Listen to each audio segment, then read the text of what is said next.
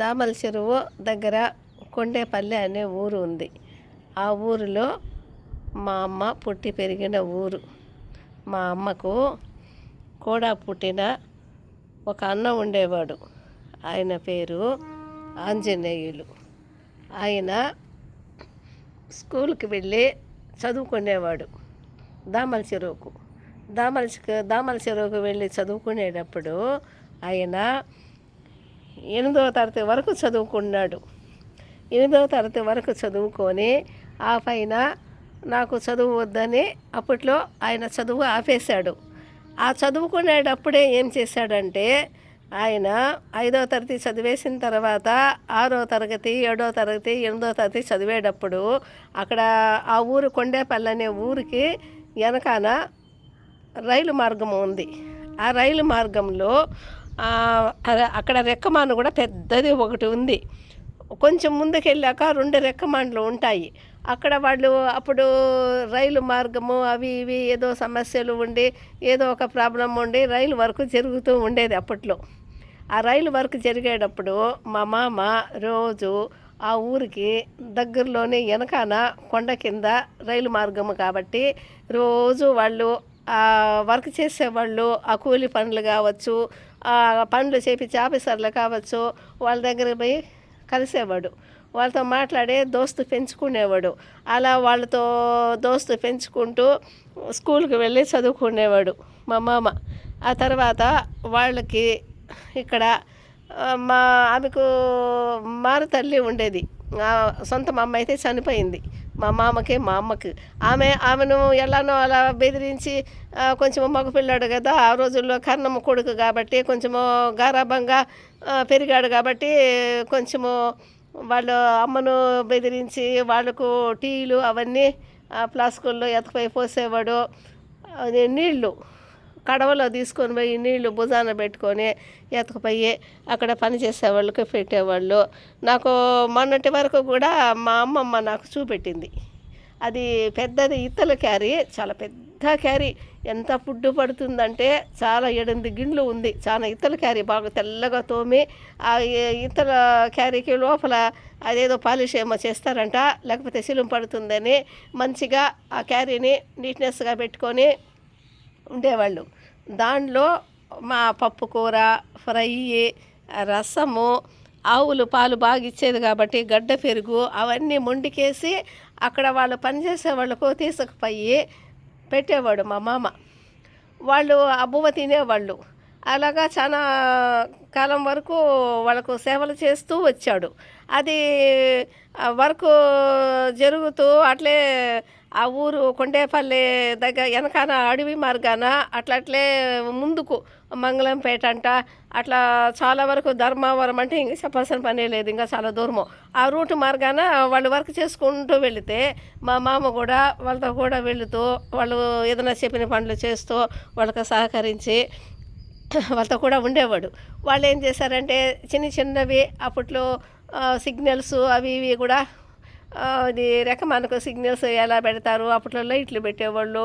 అది ట్రైన్లు వస్తే వాళ్ళకి సిగ్నల్ ఇచ్చేవాళ్ళు. ఏదో లైట్ ఎత్తుకొని ఇప్పుడైతే జెండాలు ఎత్తి ఊపుతారు. అట్లా ఏదేదో అప్పట్లో ఓల్డ్ సిస్టంలో ట్రైన్కి సంబంధించిన కొన్ని సింబల్స్ ఉన్నాయి. అవన్నీ తెలుసుకొని వాళ్లకు ఆ రోజుల్లో అవసరానికి నీళ్ళు ఎత్తుకుపోయి ఇవ్వడము, వాళ్ళకు టీలు ఎత్తుకుపోయి ఇవ్వడము, వాళ్ళకు టిఫిన్స్ తీసుకుపోయి ఇంటి దగ్గర చేసుకొని ఎత్తుకుపోయి ఇవ్వడము, వాళ్ళకు బువ్వ పెట్టడము.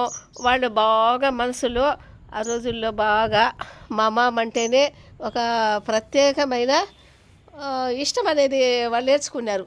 ఈ అబ్బాయి 8వ తరగతి చదివేసి ఆపేసేసి ఆ తర్వాత మళ్ళీ స్కూల్కి పోయేది కూడా మానేసేసి 8 పాస్ అయ్యాడు. వాళ్ళతోనే వెళ్ళిపోయాడు. వాళ్ళకు ఏదో ఒకటి సహకరిస్తూ వీళ్ళున్నంతవరకు ఇంటి దగ్గర నుంచి ఫుడ్ తీసుకోవడం అలా సేవలు చేస్తూ వాళ్ళతో కూడా వెళ్ళిపోయాడు. అట్లా వాళ్ళతో వెళుతూ సిగ్నల్కి సంబంధించింది చాలా వరకు ట్రైన్కి సంబంధించింది నేర్చుకున్నాడు. అలా నేర్చుకునే కొద్దికి వాళ్ళల్లో ఎంత మానవత్వము, దయ, ఆ తిండ ఇది ఆ గుర్తు ఆ తినిండే ఆ బువ్వ పెట్టాడు నీళ్ళు తాగినాము అనే వాళ్ళు అది గుర్తుపెట్టుకొని మనకు అవసరానికి పొట్ట నింపినాడు కదా ఈ అబ్బాయిని గుర్తుపెట్టుకొని అలానే వాళ్ళు అప్పట్లో ట్రైను వాళ్ళు డిపార్ట్మెంట్ వాళ్ళకి పెద్దవాళ్ళు చిన్నోళ్ళ నుంచే రికమెండ్ చేయాల్సి వస్తుంది కదా. చిన్నోళ్ళ నుంచి అట్లా పెద్దవాళ్ళకు మంచి అబ్బాయి ఇతను మనకు పెట్టాడు తెచ్చాడు ఇంతమంతా కూడానే ఉన్నాడు, ఫ్రీ సేవ చేస్తున్నాడు అని చెప్పి వాళ్ళే చెప్పుకొని అలానే మా మామకి ట్రైన్ డిపార్ట్మెంట్లో ఎంత మంచితనం ఉంది చూడండి. వాళ్ళు మా మామకి ఏదో చిన్న పోస్టు అలానే ఇచ్చేశారు. ఇచ్చే కొద్దికి ఆ చిన్న పోస్ట్ అయినా కూడా అది సిగ్నల్కి సంబంధించింది. అక్కడక్కడ బాక్సులు ఉంటాయి చూడండి, వైట్ కలర్ బాక్సెస్, అది సిగ్నల్కి సంబంధించింది.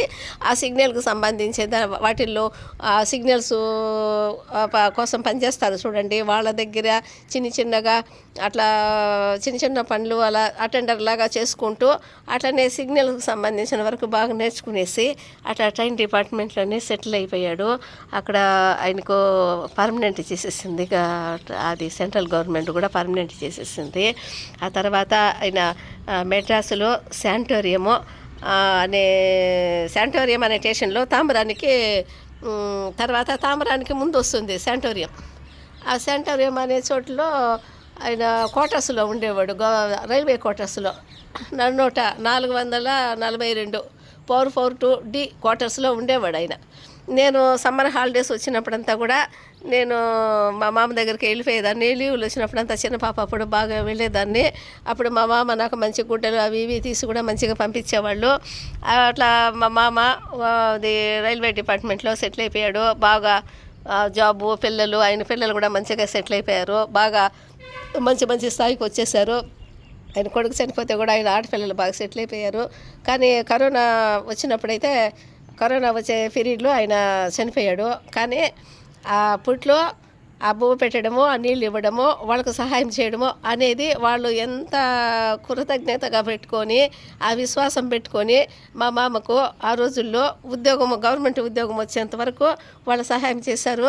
చాలా ఆశ్చర్యం అనిపిస్తుంది కదా. ఇప్పుడైతే చేస్తారా? ఇప్పుడు ఎంత మంచి సహాయం చేసినా కూడా సాధ్యమైనంత వరకు అట్లా ఉద్యోగం ఇచ్చే రూల్స్ కూడా ఇప్పుడు లేవు కదా అప్పట్లో. కాబట్టి అలా జరిగినాయి అనుకుంటాను. అంత వాళ్ళ చేతుల్లోనే ఉన్నింది కాబట్టి వాళ్ళు సహాయం చేయగలిగినారు.